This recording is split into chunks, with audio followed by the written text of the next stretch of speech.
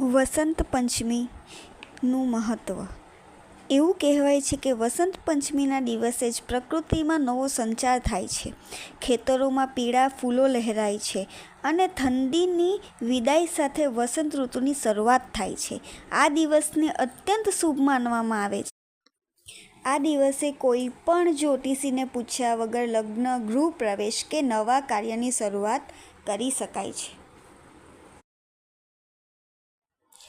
ગ્રંથોમાં ઉલ્લેખવામાં આવ્યું છે કે પૌરાણિક કથા પ્રમાણે સૃષ્ટિના રચનાકાર ભગવાન બ્રહ્માએ જ્યારે સંસારની રચના કરતી સમયે તેમણે પોતાના કમંડળમાંથી જળ લઈને છાંટ્યું ત્યારે સુંદર સ્ત્રી સ્વરૂપમાં એક દેવી પ્રકટ થયા.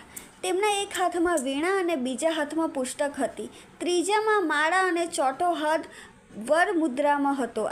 આ દેવી માતા સરસ્વતી હતા. માતા સરસ્વતીએ જ્યારે વીણા વગાડી ત્યારે સંસારની દરેક વસ્તુઓમાં સ્વર આવી ગયો, જેથી આ દેવીનું નામ સરસ્વતી પડ્યું. આ દિવસે વસંત પંચમી હતો. ત્યારથી જ દેવલોક અને મૃત્યુલોકમાં માતા સરસ્વતીની પૂજા થવા લાગી.